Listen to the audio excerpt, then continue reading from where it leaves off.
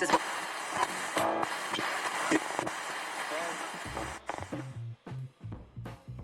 right, we're rolling. Okay. Well, welcome to the unofficial WAMO podcast, but the official WAMO Sound of the City podcast. Yeah.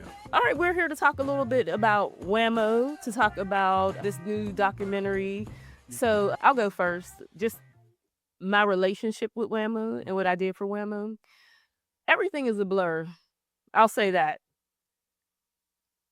I remember I worked at Channel 4 and I worked at WAMO in the morning. I would be at WAMO at 4 a.m. Right. and until noon. And then I would go to Channel 4 and I would be there till 11 o'clock and I would do the same thing over and over again. So news was my introduction to WAMO. I was on AURN, Sheridan Broadcasting. And and so Alan Lincoln hired me when I started working for WAMO. And I did morning news, sometimes traffic, weather, sometimes. Alan hired me. He believed in me, but others did not. But we'll get to that later, or maybe we won't. But yeah, everything's kind of a blur. I don't even remember the years. Back up. You started as an intern. Oh, I did. I know. You're not talking about that. Oh, yeah. Oh, I didn't talk about that. But Kiki. Absolutely. Oh, yeah. So that was right in college. So that was like 99, 2000. Right. Okay. Right. And that's initially when you and I met. Yes. All right. All right. Mm-hmm. What, my turn? Yeah, go ahead. All right. So my introduction, I moved here in Pittsburgh, January the 1st, 1994. Lived with my grandmother, moved around a little bit. Where'd you in San Antonio, Texas. But then in I want to say spring of 94, met a friend of mine, became a best friend, and then he lived close proximity to Robert Morris. Mm-hmm. And so I would be on Robert Morris campus a lot. Shout out to Robert Morris. A lot of people think that I went there. I didn't. But nonetheless, long story. And there I met who's now brother Marlon. He was just Marlon at the time. And he and I became friends, even though he dissed me a little bit at the time. Yeah, and that's some stories that I'll probably say for the documentary. But essentially one night when I was in my apartment got robbed, my car got stolen. And I called Marlon. I was like, Marlon, they stole my car. I just need to get out here. And I was like, I just need to get out of here. What kind of car was it? Was it like that's relevant. okay. But it got and it did what it's supposed to do. But anyhow, my car got stolen, apartment got robbed, and I called Marlon, and he had just started actually his internship with WAMO. And so I just hung along with him. Like he was going downtown from Robert Morris. I just jumped on the bus with him, or the van rather with him. And that was kind of my introduction to WAMO. Now I listened to WAMO long before I ever, stepped into the studios. And he actually affiliated himself with Nick Nice. Yes. And so he started interning there, I think through the introduction of Nick Nice. He became an intern. I started hanging out with him. And then from there, they just kind of fell in love with me. I fell in love with them. I got bit by the radio bug. So for me, DJing and being on the air all kind of culminated at once because Nick was DJing and Marlon was DJing. I was hanging around. I was part of the crew. So I started DJing, and then my exposure becoming an intern there. Then I was the panda for a long time. Yeah, I remember that. Yep. And then I worked my way on to being a board op and then doing overnights and doing, I did Club 106. Mm-hmm. The Quiet Storm, was that overnights? No, it was just overnight. Well, I was a silent DJ, and Marlon, whenever he sees this, he'll be able to test. Before we ever wanted to be on the air because we were behind the mic. There was times where, and anybody who's in radio, they would know, the music would be playing, we would pull down the music and go, and then lift it back up because we thought we were on the air. It was just one of the things that we did to say that we broke the mic. And it was just some of the fun things. But that, okay. I know. But that was a fun part of my life. Started in 94 and then, I had a couple different stints there until they closed in 2009. Mm-hmm. Well, okay, here's my question. So you started DJing first. Did you always want to be on the radio? Because, I went to school to be a journalist, Howard University, I guess I can say. But, did you ever, when you were in college, did you ever take communication classes or? I actually started working at WAMO before I started college. Okay. So by the time I started going to Pitt, I was already on the air. I was something like a celebrity around campus. Now we, as a crew, shout out to No Sleep, Nick Nice, DJ Boogie, Marlon, Brother Jay, Crazy Al, Dave. There's a lot of us that hung around together. Yeah. But you know what? No, really, honestly, if I'm going to tell the story the way this story needs to be told, I don't have a brother. I have 4 sisters, and I'm in the middle. So when I met Marlon, he became like a big brother to me. Yeah. And because he was doing it, I was doing it. Mm-hmm. And I mean, there was a time where we were inseparable for days and weeks and even months at a time. And so because that's who I, emulated, wanted to be like in some ways, I just hung out with him. And so he was doing it. Well, guess what? I'm doing it. Mm-hmm. And then, a lot of it just because I wanted to help him out. Like, there's times where he was DJing and he would have to go. And I would just, hey, I'm going to DJ while you go, or I start out for you. So that's kind of how I fell into it. And then I got bit by the bug and then obviously became my own guy. How did you learn how to DJ? You already knew how? Marlon? No. Marlon had his setup in Robert Morris in the suites, I think. Like turntable? Yes, he had yeah. Mm-hmm. And I would just for hours and hours and hours and hours. That's why I have an affection for 90s Girl, because he had those songs. I think he might have just bought those 2 records. And so I would just use those 2 turntables, those records to go back and forth just to learn how to blend. He would go to sleep, wake up, go to sleep, wake up. And I'm still just trying to learn how to blend on these 2 records, on these 2 songs. So no, I didn't learn. They taught me a lot. And then ultimately Nick Nice and we shared the same apartment building. And he showed me a lot of stuff in that space too. So I really credit who I am to Nick and Marlon. So that's a lot. Yes. Do you think now, if that story was TeeJay now, the 17, 18-year-old TeeJay in 2025 with TikTok and with Instagram and stuff like that, how would this story go? You think it would be, because stuff like that doesn't happen now. No. You know what I mean? Like, you have to fight to get on air. Like, people just don't put you in places like that. It definitely wouldn't. I would say this. We were fortunate. And I was telling Marlon, we were fortunate enough to all gravitate and find each other. Mm-hmm. Nick to Marlon to Boogie, to Dave. And these are all for people who don't know. Part of the No Sleep crew. Right. We were fortunate because a lot of us, we just loved music. We had similar personalities as far as being outgoing and, extrovert to a certain degree. And we loved what we did. So we were crew. We were family, actually. When we had kids, we were there in the hospital. We ate together. Our parents, we all know each other and everything. So no, I don't think, if that were to go down this time and this time, day and age, I don't think it would go down like that. Yeah, Not at all. It's way different. But you have the social media now, so you wouldn't have to, go necessarily, be in Marlon's apartment, mixing at night or whatever like that. If you did it, I mean, you could be on live. You would say, okay, I'm going to say it like this. I feel like now it's easier to be a celebrity. Or do you think people chase that? Yeah. I don't know. We didn't chase it. We just loved what we did, and those doors opened for us. I never set out to be TeeJay. Mm-hmm. You know what I mean? It just kind of became that. But we just loved what we did. It was just really the love of music, the love of DJing, the love of rocking a party. Mm-hmm. That's what all fueled it for us. So possibly, maybe, I don't know. But I tell you one thing for sure and two for certain, I wouldn't do it any other way. Mm-hmm. Yeah. If I had to do it all over again, I wouldn't want to do it just the way we did it. You seem pretty confident when you were going through that, but my WAMO story was not like that. I mean, don't get me wrong. It was a great time. It was in the 90s. So that was like 90s, 2000. Right. I think that was like one of the best times at WAMO. Like, I mean, I met Beyonce, I got a story about Darnell Jones. It's very bizarre, but, met my man Darnell Jones. So it was just really like great. The energy was good. Like, it was perfect. But when I start working, even though I went to school for journalism, I could write, I love the news, I don't feel like I was nurtured there. No. Like I said, yes, Alan Lincoln believed in me and he gave me a job. But then once somebody told me he shouldn't have never hired me. It might be true. I don't know. No, it's sad. I'm not saying it's true that he should have hired you.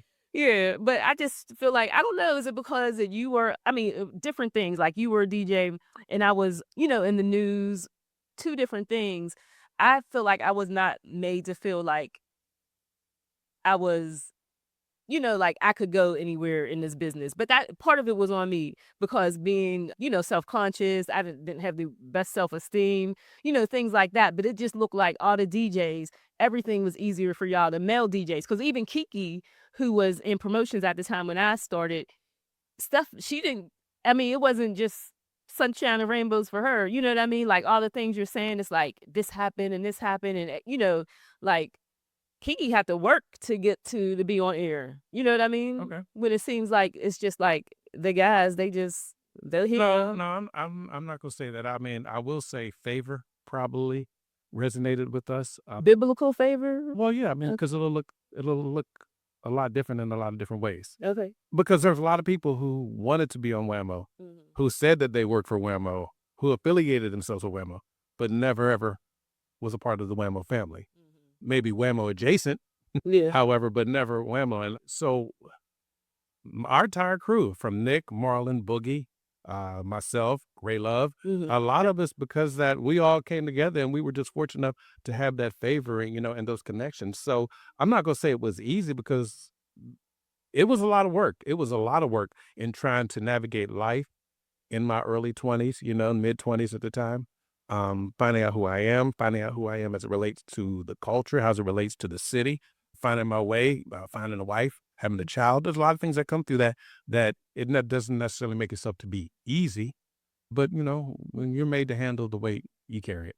Yeah, I guess so. That's a bar. Yeah, it is. And like I said, if I know what I know now, things will be very different. Yeah, Because, obviously, like, I know I'm capable, but I just felt like, and say that's not on me, but I was like literally, what, 18, 19, 20 years old, coming out of college, and just, I don't know, it was a different WAMO experience, but it was still great.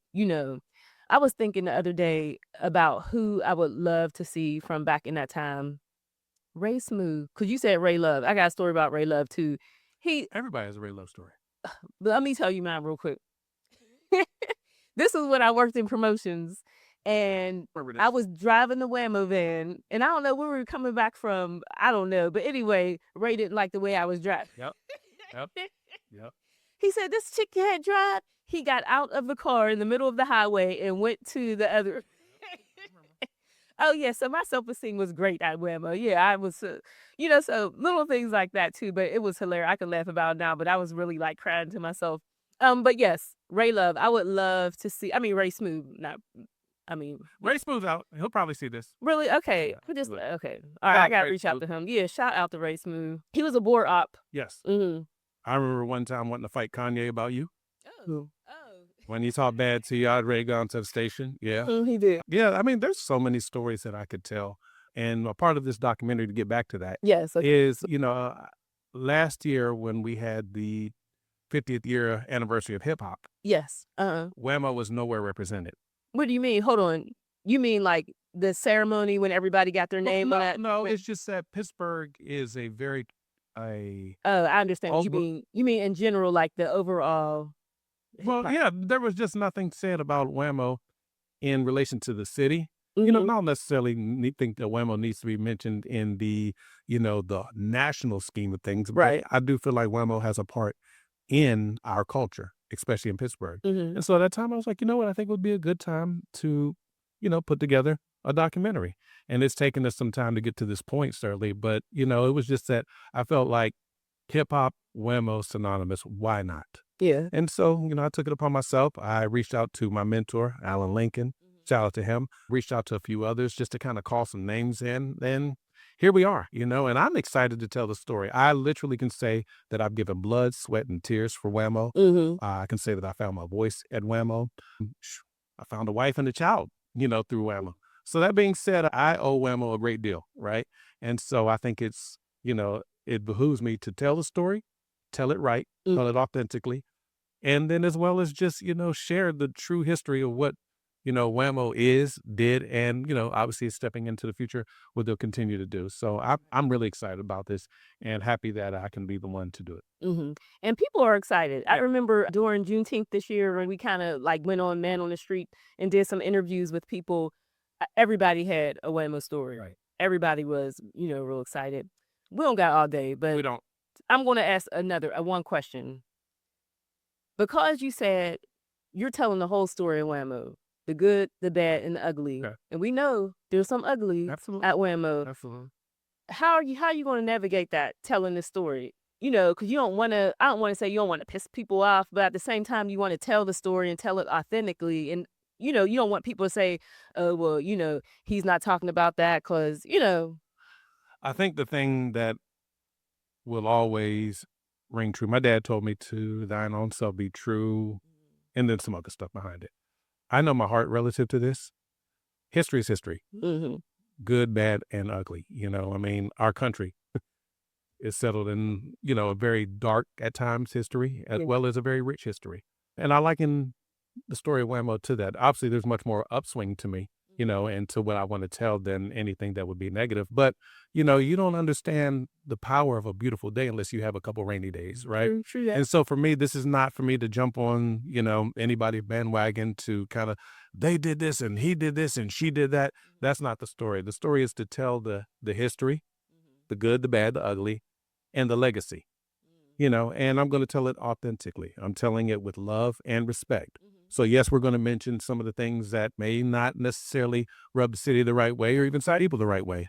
But ultimately, my desire is for the legacy, the truth, to be shown, to be, because I'm a part of that history. You're a part of that history, and everybody that we've named and so many more, they're part of that history. And, and I want that history to be preserved and documented. I say, yeah, I like it. What's the name of the documentary? Well, I already said at the beginning. Well, go ahead. Say it again.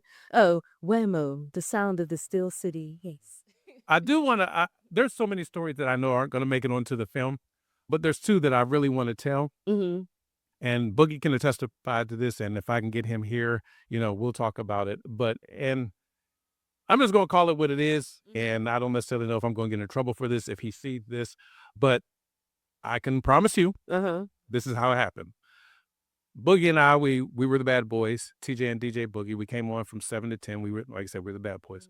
And when we first started the show, he and I we had our thing, bounce with me, come on and bounce. I mean, we had a whole chant that we did, and that's just how we started the show. Sometimes we just take a bounce break. All right, Boogie, you know what? I need to get this energy. Let's bounce. Everybody bounce, bounce. And Boogie would, and that's what we did. Well, one day, Jay-Z came into town, him, Ocknell, I think Devin the Dude, they all came and they were performing at one of the nightclubs at the time. And I remember Jay-Z sitting right there just looking at me. What year is this? I want to say probably 97, 98 maybe. Okay, so Jay-Z was big. Okay. Yeah, he was rising. Yeah. And so he's just sitting there watching us. Literally less than a month later, Can I Get a came out. And he starts off, can you be lying? No, okay, come on now. I promise you. And so Boogie played it, and I remember it released because it released with, I think it might have been the Rush Hour 2, maybe? Rush Hour 1 or 2. I can't remember, but it's I think the lead single to one of those Rush Hours. That's with, not Foxy Brown. Who was that with? The song. What was no, Emil and Ja Rule. Okay, yeah. Okay. Right? I think that might be right. Okay. But nonetheless, I remember Boogie playing it in one of his mixes. I was like, that N-word done stole our stuff and put it in a song. And Boogie's like, yeah. That's one of just so many stories. Yeah. And I don't necessarily know. I mean, Jay-Z was going all around the country, but I know he sat and watched us, and the very next single became that. So did he steal it from us? I don't know. I like to think so because I like to think that I'm part of that indirect part of history. I remember being at the Playboy Mansion, and I remember Allen Iverson and I having a few crosswords where Boogie and I really had to decide on what we were going to do with Allen Iverson. And I respect Allen Iverson now. Like I said, we were kids at that time. And we definitely have mutual friends and, connections. But there's so many stories, and that's the point that I'm trying to say. There's so many stories that I have that I know that all of us who were on the air or who were in sales or, who might have been in management, we have stories that, we can tell. And I really I want to roll my sleeves up and really get busy. Matter of fact, if this thing works the way that it needs to, this might be a 2-part or maybe a 3-part series, the WAMO documentary. Yeah, I definitely can see that. So much, and I don't think, we can do it the way that it needs to be done in 90 minutes. Yeah. That's it. I can dig that, yeah. Well, this was fun. It was. Yeah. So I'm not going to promise we're going to do it again, but we might have a guest on, somebody. I don't know who. I would love to talk to Sly Jock. Well, we will. He's crazy. I mean, in the documentary, but like in this kind of atmosphere, it would be hilarious. We might be able to make it happen. Yeah. Let me see. Got to give a shout out to my baby Ryan. She is one of 2 complete WAMO babies. Okay, I don't know where this is going. Okay, yes. Complete WAMO babies, which means her father and her mother both worked at WAMO, Who's her mom? Well, we'll let them find out that. But yeah, so shout out to her. My godson is a product of a WAMO baby. Absolutely. So shout out to Jay. That's all I can think of right now. If there's any more, then feel free to, inbox me and tell me. But, those 2 that I know, and, and I'm proud to be that part of history as well. So. Yep. Definitely. All right, so let me wrap it up. All right. So The WAMO documentary is coming soon. We're working on it in real time now. A lot of interviews, so many stories to tell. My problem is I have too many people and really not enough time. So trying to figure that out and just the whole team together. So thank you for being a part of the team. Shout out to everyone else that's a part of the team. I can't wait. February the 28th, August Wilson Centers. That's the day that we plan on at least screening it. okay. I don't think that's going to be the release because there's going to be some things that Sure, work that we like a I'm going to do launch behind it. situation. Yes, but and we want to do it the way that we used to do it in the 90s. Every February, under the direction of Alan Lincoln, we would do an African American award ceremony, kind of a gala. We would dress up and we would give awards and we would have national acts come through and everything. And I kind of want to, touch that space. That was a again. good time. So yeah, so we're going to do that. That'll be a nod to some of the past and present DJs that, were part of this. I'm really focusing on the beginning, 1948 to 2009. Those are the spaces I'm talking about. And shout out to, current WAMO, nothing against them at all. I lip some for the documentary. Okay, because we do have to wrap up. But where can people find more information? You can say that. We all social media, WAMO, the sound of the city, I think. The sound of the Still City. Yes. Okay. Or they can go to TeeJay. Yeah. TeeJay.com. No, TeeJay Vision. TeeJay Vision. No, the website. Yeah, TeeJayVision.com. And But I'm the one that made it. we'll figure it out. All right. Okay. All right. That's off. So what else? Okay, that's it. All right. We'll talk to y'all later. All right. Thanks, Marlon. All right.